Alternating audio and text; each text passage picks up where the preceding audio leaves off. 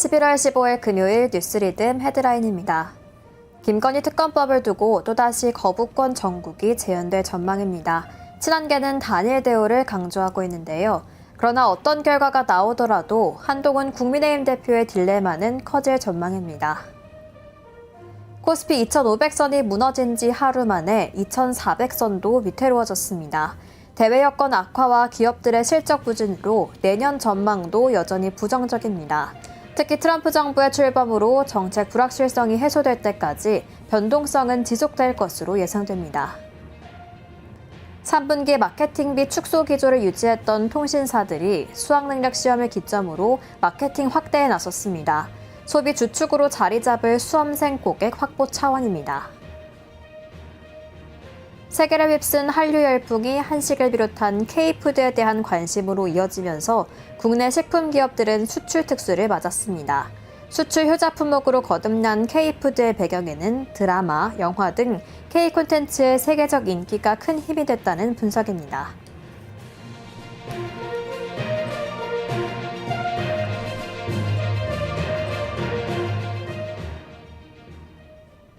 시청자 여러분 안녕하십니까? 뉴스리듬의 전현주입니다. 지난 14일 이준석 의원은 지난 2022년 6일 지방선거 당시 국민의힘 포항시장 후보 공천과 관련해 김건희 여사를 직접 찾아갔다고 했습니다. 김정재 당시 국민의힘 경상북도 당위원장이 김 여사 뜻이라며 현 포항시장인 이강덕 예비후보를 컷오프하려 하자 이를 확인하기 위함이었다고 했는데요. 저희 뉴스토마토가 취재한 결과는 다소 달랐습니다. 오늘 보도한 기사와 녹취록에 따르면 윤 대통령이 아닌 김 여사의 공천 개입 시도가 있었고 이준석 의원은 김 여사와 관련 논의를 한 사실이 드러났습니다. 이준석 의원은 왜 공천을 김 여사와 논의했는지 명확히 소명해야 할 겁니다. 오늘의 첫 번째 소식입니다. 김건희 특검법을 두고 또다시 거부권 정국이 재현될 전망입니다. 친한계는 국회로 돌아올 특검법에 대비해 이탈표는 없을 것이라며 단일 대우를 강조하고 있습니다. 그러나 어떤 결과가 나오더라도 한동훈 국민의힘 대표의 딜레마는 커질 전망입니다. 유지훈 기자입니다. 김건희 특검법을 두고 또다시 거부권 정국이 찾아옵니다. 민주당이 14일 국회 본회의에 수정된 김건희 특검법을 올려 처리하면 윤석열 대통령은 거부권을 행사하는 수순입니다. 결국 오는 28일 예정된 제2결이 세 번째 김건희 특검법의 운명을 결정짓게 됩니다. 특검법이 재표결을 통과하기 위해선 국민의힘 이탈표 8개가 필요합니다. 그러나 한동훈 국민의힘 대표는 이탈표 규모와 관계없이 얻을 수 있는 게 없습니다. 여권 최대 리스크이자 국민적 관심사인 김건희 여사 의혹에 사실상 뭉개기를 택했기 때문입니다. 재표결에서 이탈표가 8개 미만으로 나와 특검법이 폐기되면 한 대표는 윤 대통령과 공동체로 묶입니다. 반대로 이탈표가 8개 이상 나와서 특검법이 가결되면 한동훈 책임론을 둘러싸고 한 대표에 대한 친윤계 공격이 극대화될 전망입니다. 뉴스토마토 유지웅입니다. 기업 집단의 해외 계열사가 급증하며 관련 부작용이 우려되고 있습니다. 공정거래법상 출자 규제가 제외되는 맹점으로 최근 수년간 해외 계열사가 급증했는데요. 특히 미국을 중심으로 급증세를 보여 트럼프발 악재로 경제적 타격이 커질 가능성이 제기됩니다. 이재영 기자입니다. 기업 집단의 해외 계열사가 급증하며 관련 부작용이 우려되고 있습니다. 공정거래법상 출자 규제가 제외되는 맹점으로 최근 수년간 해외 계열사가 급증했습니다. 특히 미국 중심으로 급증세를 보여 트럼프발 악재로 경제적 타격이 커질 가능성이 제기됩니다. 해외 계열사에 대한 채무 보증도 급증한 터라 우발 채무로 전환되며 부실이 전이될 위험이 커지자 당정이 경계하고 나섰습니다. 해외 계열사에 대한 채무 보증의 경우도 국내 기업의 해외 진출 등을 감안해서 이게 제한하지 않고 있는데 다만 리스크 관리 차원에서는 다시 한번 검토해 볼 필요는 있지 않겠습니까? 이 외에도 현 정부 규제 완화로 인해 국내 계열사가 해외 계열사를 설립하고 다시 국내 계열사를 지배하는 출자 형태도 늘어났습니다. 복잡한 출자 행위는 공정거래법상 규제되나 해외 계열사에 대한 예외 규정 때문입니다. 뉴스토마토 이재용입니다. 코스피 2,500선이 무너진 지 하루 만에 2,400선으로 내려앉았습니다. 특히 트럼프 정부의 미국 우선주의에 타격을 받을 것으로 예상되는 삼성전자는 4만 전자를 기록하기도 했는데요.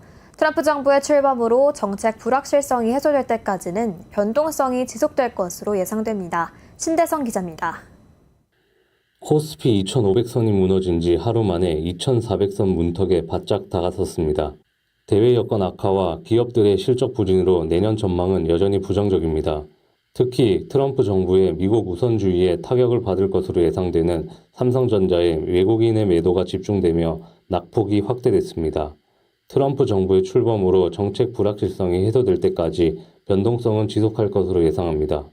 코스피는 이달에만 5.44% 하락하며 약세를 벗어나지 못하고 있습니다. 시총 비중이 가장 큰 삼성전자의 영향이 큽니다. 외국인의 집중 매도로 인해 삼성전자는 이달 14% 이상 하락했습니다. 외국인은 이달 들어 코스피 시장에서 1조 6,680억 원어치 주식을 순매도했는데 삼성전자 한 종목만 2조 4천억 원을 내다 팔았습니다. 시총의 변화를 보면 코스피 시총은 이달 5.45% 내린 반면 삼성전자를 제외한 코스피 시총은 3.59% 떨어지며 격차를 보였습니다. 전문가들은 트럼프 대통령이 취임하는 내년 1월 전후로 정책 방향이 확정되면 주가도 안정될 것이라고 전망합니다. 다만 그때까지는 시장의 출렁임을 피할 수 없을 것으로 내다봤습니다. 뉴스토마토 신대성입니다. 건설 산업 불황이 장기화하자 건설업계가 대규모 인적 쇄신을 단행하며 본격적인 리스크 관리에 나서고 있습니다.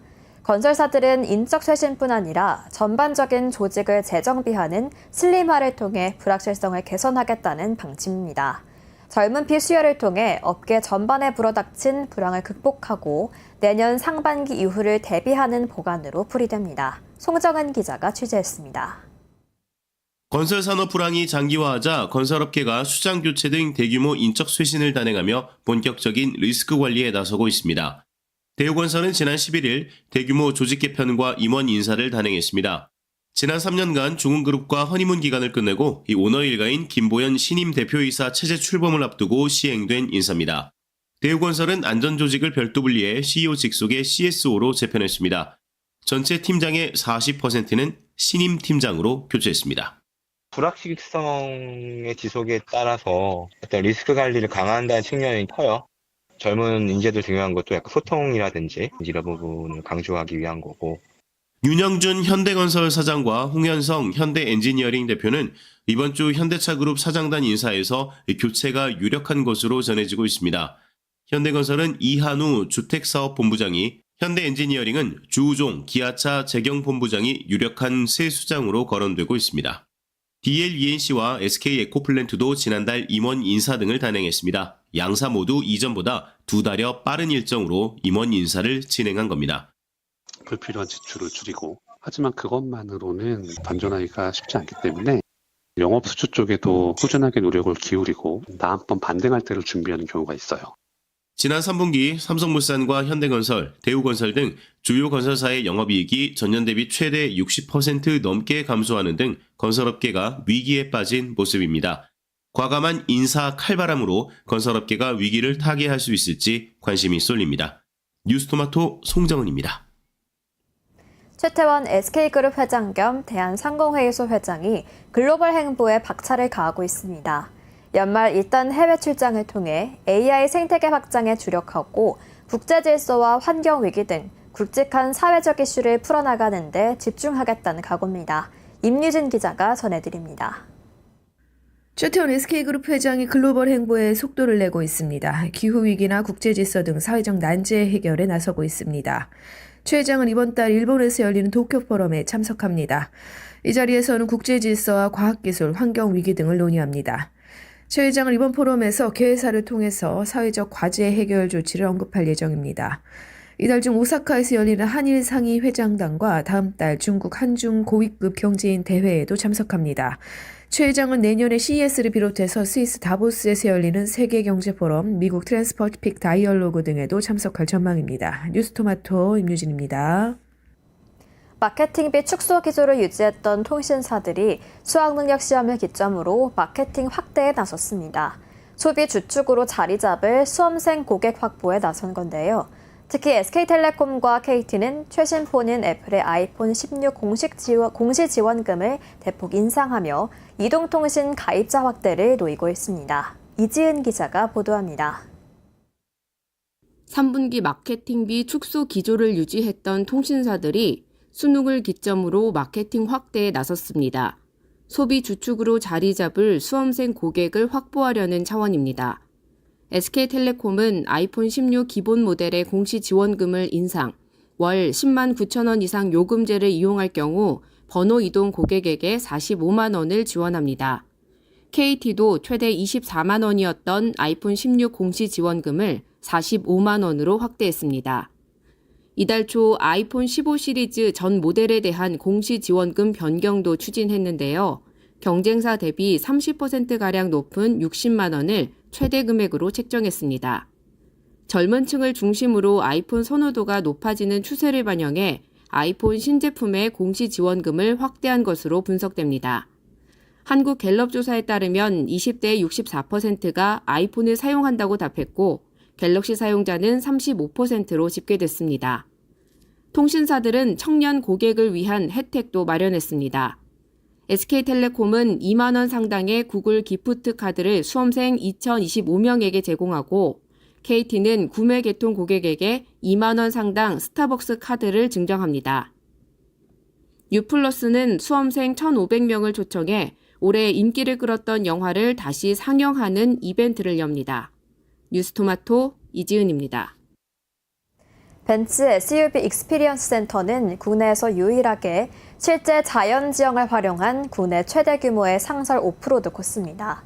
이 코스는 자연 그대로를 최대한 보존한 형태로 디자인돼 참가자들은 도심에서 벗어나 자연 속에서 특별한 모험을 즐길 수 있습니다. 표진수 기자가 지난 12일 경기도 용인시에 위치한 벤츠 SUV 익스피리언스 센터를 다녀왔습니다.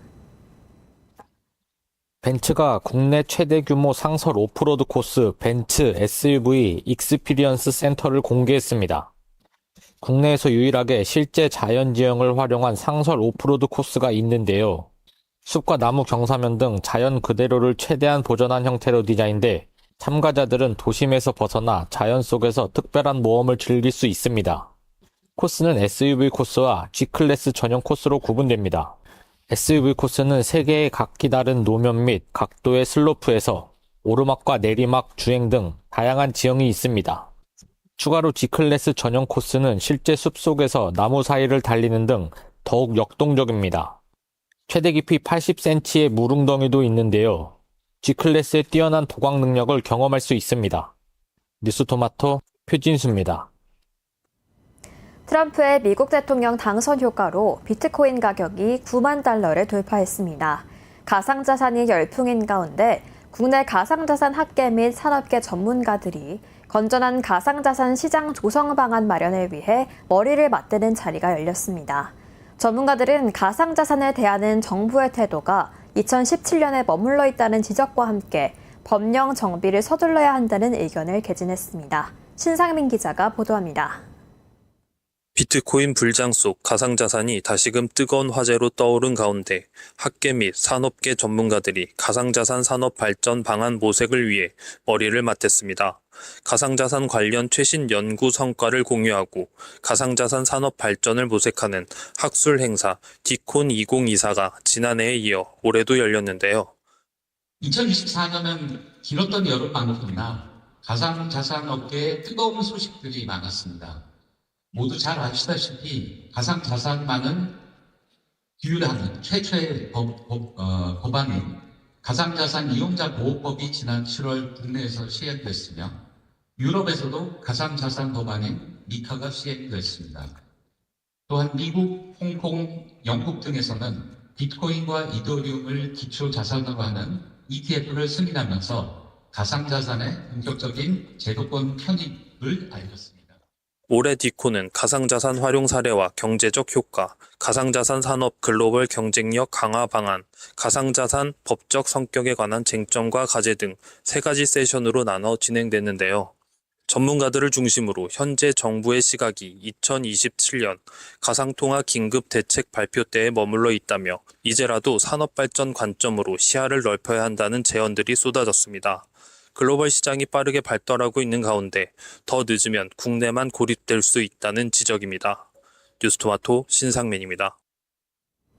세계를 휩쓴 한류 열풍이 한식을 비롯한 K푸드에 대한 관심으로 이어지면서 국내 식품 기업들은 수출 특수를 맞았습니다.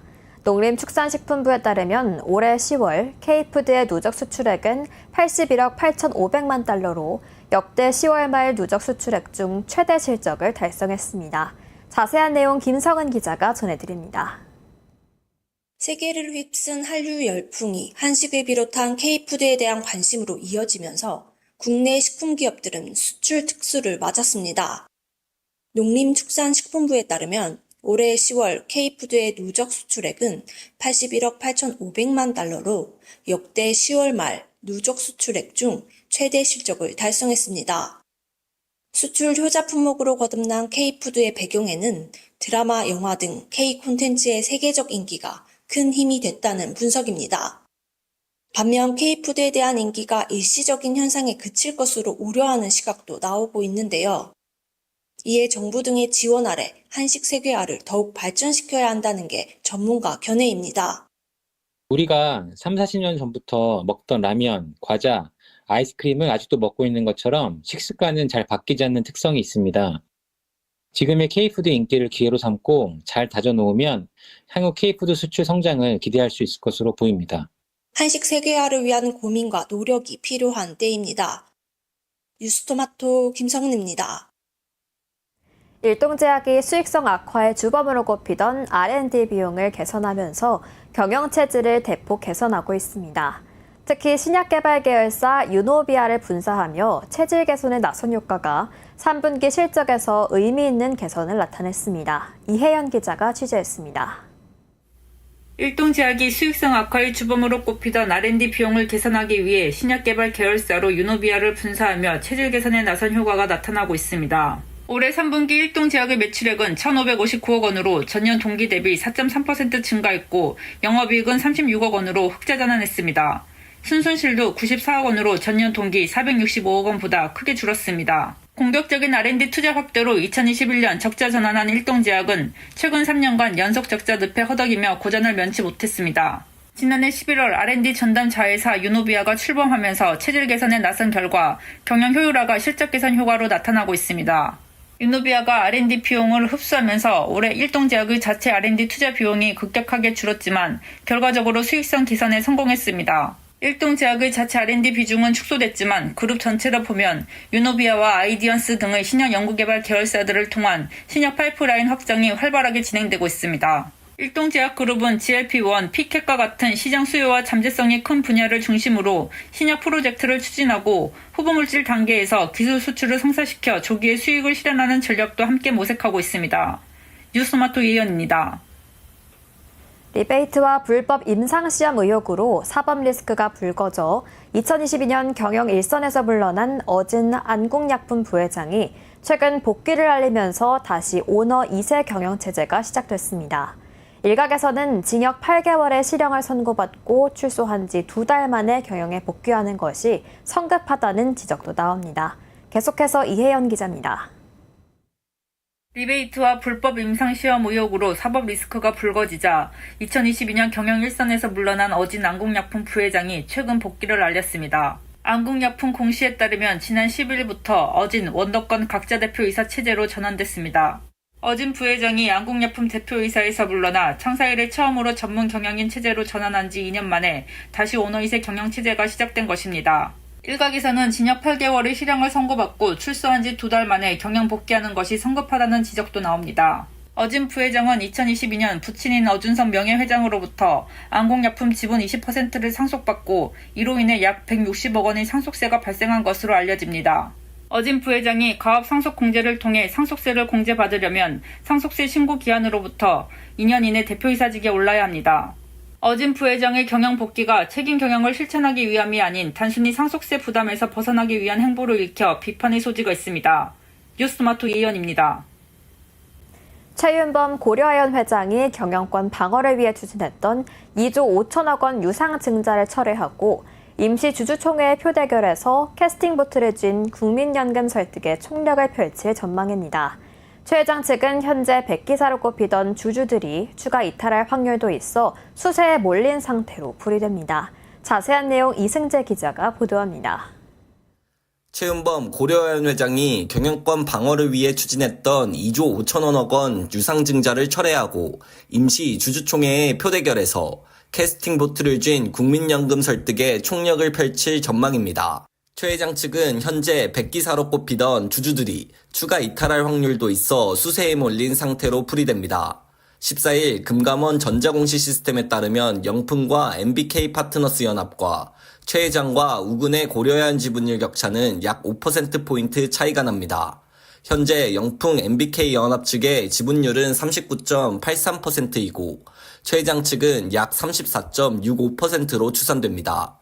당초 양측의 지분율 격차는 약 3%포인트에 불과했는데 영풍과 MBK 연합 측의 장내 매수, 최 회장 측의 우군 세력 이탈에 따라 격차가 벌어졌습니다. 영풍 MBK 연합은 고려아연 공개 매수 종료 후 장내 매수로 고려아연 지분 1.36%를 추가로 취득해 지분율이 더 늘었습니다. 반면 최 회장 측의 우군으로 불렸던 한국투자증권의 고려아연 지분 0.8% 매각으로 지분율이 더 줄었습니다. 임시주총이 열리기 전까지 영풍 MBK 연합 측은 고려아연 지분을 계속해서 사들일 가능성도 있습니다. 반대로 최 회장 측 우군의 추가 이탈이 있을 확률도 있습니다. 업계에서는 한화그룹을 제외하고 현대차와 LG그룹의 지지 여부는 확실치 않다고 여기는 중입니다. 특히 이번에 진행됐었던 고려아연 유증 추진 결의 이사회에 현대차 인사는 불참하기도 했습니다. 결국 최 회장 측 입장에선 임시주총 개최 전 약 3달 동안 공시상 7.83% 지분이 있는 국민연금 설득에 집중해야 하는 상황입니다. 뉴스토마토 이승재입니다. 노르페인트 안양공장이 안양시에서 쫓겨날 위기에 처했습니다. 안양도시공사가 노르페인트 안양공장 부지가 있는 곳에 도시 첨단 산업단지를 조성하기로 하면서 기존 입주 기업들은 내보내려고 하고 있기 때문인데요. 이에 홍순철 노르페인트 노동조합 위원장은 노동자 생존권이 위협받고 있다며 강력하게 비판했습니다. 변소인 기자가 취재했습니다. 노르페인트 안양공장이 안양시에서 쫓겨날 위기에 처했습니다. 안양도시공사가 노르페인트 안양공장 부지가 있는 곳에 도시 첨단 산업단지를 조성하기로 하면서 기존 입주 기업들을 내보내려 하기 때문인데요. 이에 홍순철 노르페인트 노동조합 위원장은 노동자 생존권이 위협받고 있다며 강력 비판했습니다. 안양시가 추진하는 이 개발 계획은 노동자 생존권 차원에서 즉각 철회해야 됩니다. 현재 노르페인트 안양공장에 근무하는 상근 노동자 수는 1,000명입니다. 홍 위원장은 노르페인트 안양공장 노동자의 가족까지 포함하면 3,000명 정도가 안양에 자리하고 있어 이전 시 3,000명이 터전을 잃게 될 것으로 봤습니다. 졸속으로 진행되는 사업은 공공의 복리 측면에서도 부합하지 않는다는 게 홍 위원장의 주장입니다. 그럼에도 안양도시공사가 도시 첨단 산업단지 조성을 강행할 경우 홍 위원장은 투쟁도 불사할 계획입니다. 뉴스토마토 변소인입니다. 어제 치러진 수능 국어 영역 지문에는 한 인터넷 주소가 게재돼 있었습니다. 해당 링크로 들어가면 윤석열 대통령 규탄 집회 안내로 연결됐었는데요. 평가원에서 해당 도메인을 쓰면서 선점하지 않은 탓에 일반인이 문제지 공개 직후 1,780원을 지불하고 해당 도메인을 구매한 겁니다. 국가의 중요 시험을 다루는 평가원의 안일한 실책이었다는 비판은 피하기 어려워 보입니다. 11월 15일 금요일 뉴스리듬은 여기까지입니다. 시청해주신 여러분 고맙습니다.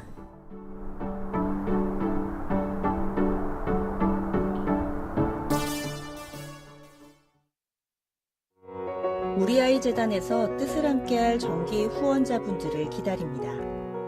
우리아이 재단은 한반도 어린이를 위한 재단입니다. 배고픈 어린이들에게 영양 가득한 국수를 보내고 영유아 자폐 조기검사 지원, 베이비박스의 이유식 정기 배달, 중증장애 미취학 아동들을 지원하고 있습니다. 따뜻한 손길을 이어주는 분들께 우리아이 팔찌와 감사 선물을 드립니다. 지속적인 지원을 통해 더 많은 어린이들에게 도움을 줄 수 있도록 정기 후원자가 되어주세요. 후원 문의 02-2128-3344, 2128-3344